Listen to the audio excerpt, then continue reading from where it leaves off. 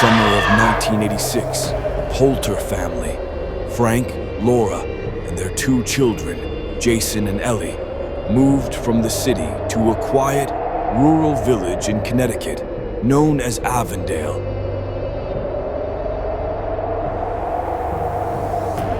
Hello everyone, welcome to Mystery Tales. The haunting of the Avondale houses. Hello, mystery lovers. Welcome to Mystery Tales. In the summer of 1986, the Poulter family, Frank, Laura, and their two children, Jason and Ellie, moved from the city to a quiet, rural village in Connecticut known as Avondale. They were looky-dong for peace, a fresh start, and the house they bought seemed like the perfect place to begin again. An old, wooden mansion, surrounded by trees with stained glass window and a creaky front porch. It had stood empty for decades. From the very first night, strange things began to happen. Jason, the 12-year-old son, heard heavy footsteps upstairs while everyone was sleeping downstairs. Ellie, just 7, told her parents she saw a girl in a white nightgown standing outside her bedroom at night, pointing silently at the wall. At first, Laura dismissed it all as imagination, but the unease began to grow. One evening, while fixing the fuse box in the basement, Frank felt something, or someone, standing right behind him.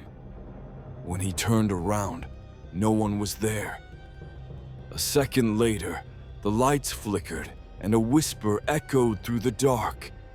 Frank. Laura's dreams turned into nightmares. Every night, she saw the same woman. Pale face, black eyes, standing silently at the foot of her bed, repeating a single sentence over and over. "You're not supposed to be here." Then, one afternoon, Jason discovered a faded photograph tucked behind a cracked wall upstairs. It showed a group of children dressed like orphans, and in the middle stood a stern-looking woman. Laura's heart stopped when she saw the photo. It was the exact same woman from her dreams. Frank started researching the history of the house, and what he found was terrifying. In the 1930s, the mansion had been used as a secret orphanage run by a woman named Annie Hauser. There were reports of abuse, disappearances, and even suspicious deaths. The orphanage was shut down in 1942, but Annie's body was never found. Some say she never left. Then came the night Ellie disappeared. The family searched everywhere, every room, every closet. Nothing. But Laura heard something. A faint sobbing sound coming from behind the old wardrobe. When they moved it aside, they discovered a crumbling wall. Frank broke through it and found a narrow, hidden passageway. At the end of the tunnel, Ellie was sitting silently in the dark. Around her were drawings on the wall, melted candles, and the smell of something old, something wrong. When she finally spoke, her voice was shaking. The lady said, "I have to stay." She said, "We can't leave." The very next morning, the Poulters packed nothing.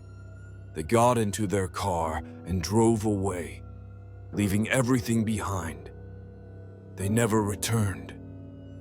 Years later, others tried to live in the house. None lasted more than a few weeks. They spoke of cold spots, of hearing children's laughter in the walls, and of a shadowy woman watching from the upstairs window. And now, the Avondale house stands silent and rotting. Locals say if you walk past it at night and listen closely, you can still hear her voice. You're not supposed to be here.